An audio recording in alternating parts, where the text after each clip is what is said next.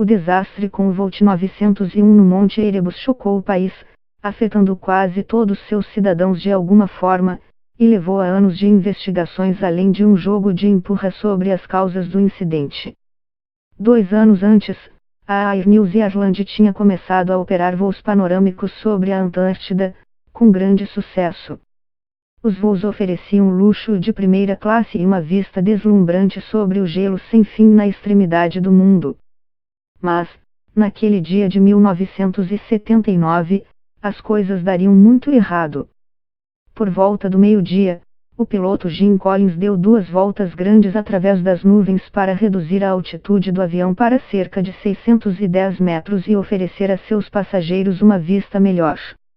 Mas, em vez de gelo e neve à distância, havia uma montanha bem à frente. Pouco antes das 13 horas, os alarmes de proximidade do avião dispararam. Sem tempo para desviar, 6 segundos depois, o avião bateu diretamente no Monte Erebus. A bordo, as pessoas estavam ocupadas tirando fotografias ou filmando na cabine e pelas janelas. Muitas dessas fotos foram encontradas mais tarde nos destroços. Algumas delas foram feitas segundos antes do acidente. Depois de horas de espera e confusão, a primeira hipótese foi de que o avião teria ficado sem combustível. Onde quer que estivesse, não estava mais no ar. Operações de busca foram acionadas e logo confirmaram os piores temores. Havia destroços na Ilha Ross, nas encostas mais baixas do Monte Erebus, e ficou claro que não havia sobreviventes. O acidente matou 237 passageiros e 20 tripulantes. O equipamento atual é extremamente bom. Você tem um sistema de navegação por satélite, portanto, estar em uma rota de voo errada assim não seria possível. As investigações apontaram 2 causas principais para o acidente. Os pilotos foram instruídos com uma trajetória de voo diferente da que foi colocada no computador do avião. A equipe achou que sua rota era a mesma dos voos anteriores, sobre gelo e água, quando na verdade estava sobrevoando a Ilha Ross e se aproximando do vulcão com metros de altitude. O apagão fez com que a luz entre a neve branca ou o gelo embaixo e as nuvens acima criasse uma ilusão de clara visibilidade. O piloto confiou na trajetória de voo automática, imaginando que o branco que via pela janela era simplesmente gelo e neve abaixo, e não uma montanha.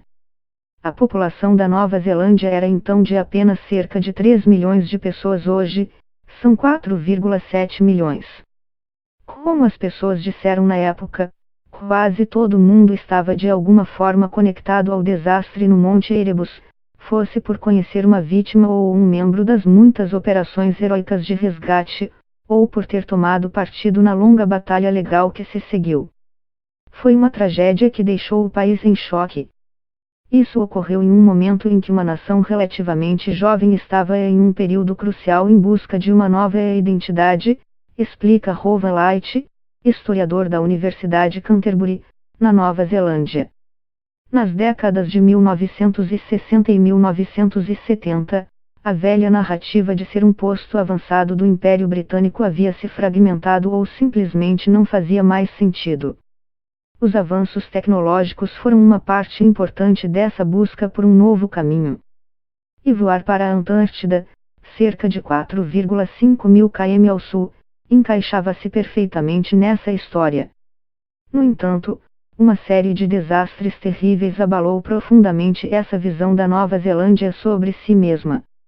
Um acidente de trem em Tangiwai, em 1953, deixou 151 pessoas mortas, e o desastre da balsa de Waini, em 1968, matou 51 pessoas. O acidente no Monte Erebus foi o terceiro e mais mortífero da lista. Então, foi um momento realmente interessante com a ocorrência desses desastres, porque eles realmente criaram questionamentos dessa nova narrativa de progresso e controle tecnológico, explica Light. A batalha jurídica após o desastre no Monte Erebus representou um segundo golpe depois do acidente. Os neozelandeses ficaram chocados com o fracasso em identificar adequadamente o que havia acontecido e com as acusações que foram feitas. A primeira investigação apontou essencialmente que a culpa havia sido dos pilotos.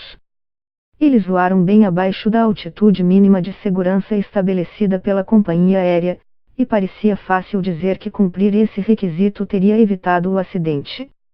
Embora a investigação também tenha descoberto a incompatibilidade nas rotas de voo, ainda assim concluiu que uma altitude maior teria impedido a batida. Colocar a culpa exclusivamente nos pilotos, no entanto, causou controvérsia e, assim, uma segunda investigação foi iniciada, desta vez pela Comissão Real de Inquéritos, a mais alta instância de inquéritos públicos da Nova Zelândia. Os resultados não poderiam ter sido mais dispares. Desta vez, a culpa recaiu diretamente sobre a Air New Zealand. Sim, o avião estava bem abaixo da altitude segura, mas a investigação descobriu que os voos táticos voavam rotineiramente em níveis extremamente baixos para oferecer uma vista melhor para seus clientes. Até um material promocional da rota cênica se gabava da paisagem, usando fotografias claramente tiradas abaixo da altitude segura. A Comissão Real não apenas apontou a culpa da companhia aérea devido aos erros na trajetória de voo, mas também alegou que a Air New Zealand havia tentado essencialmente encobrir sua própria responsabilidade com uma conspiração para culpar os pilotos, buscando ser isentada moralmente e também se beneficiando em termos de pagamentos de indenização aos parentes das vítimas. O chefe da investigação, o juiz Peter Mahon, descreveu a defesa da companhia aérea como uma ladainha de mentiras orquestradas, uma frase que permaneceria gravada na consciência nacional. A companhia aérea levou o caso a um tribunal de apelações e venceu, contra a acusação de que teria intencionalmente ocultado as causas do acidente. Mais uma vez, a tragédia de Erebus ficava em um limbo, e esse jogo ofuscou a dor das famílias. O acidente com o T-901 também foi um duro golpe para a reputação da Air New Zealand. A companhia aérea era motivo de orgulho para o país. Mas, ao longo dos anos, formou-se um consenso esmagador de que a empresa, e não apenas a tripulação, era responsável pelos erros que levaram à tragédia. Peço desculpas em nome de uma companhia aérea que há 40 anos falhou em seu dever de cuidar de seus passageiros e funcionários, disse a presidente da companhia, Therese Walsh. Embora palavras não tragam de volta quem perdemos no Monte Erebus, gostaria de manifestar arrependimento em nome da Air New Zealand pelo acidente que matou 257 passageiros e tripulantes. 40 anos depois, o acidente continua sendo crucial para a história recente da Nova Zelândia. Para a geração do pós-guerra, foi a maior tragédia que eles testemunharam no país, e há uma sensação persistente de que pode ter sido onde uma nação jovem perdeu sua inocência, senso de direção, estabilidade e confiança. Apesar disso, ainda não há um memorial nacional para as vítimas. Uma cruz foi colocada perto do local do acidente, e houve vários eventos realizados pelos parentes das vítimas, mas o debate sobre como deveria ser um possível monumento gerou frustrações. No início deste ano, a Nova Zelândia aprovou um plano para erguer uma estrutura em Auckland, que a primeira-ministra disse refletir a enormidade da tragédia e proporcionar um forte senso de conexão e perda. Enquanto o país se lembra do acidente, a milhares de quilômetros de distância, as ruínas da aeronave ainda estão nas encostas do Monte Erebus. Parcialmente cobertos de neve, os destroços são uma homenagem silenciosa ao voo que terminou em tragédia.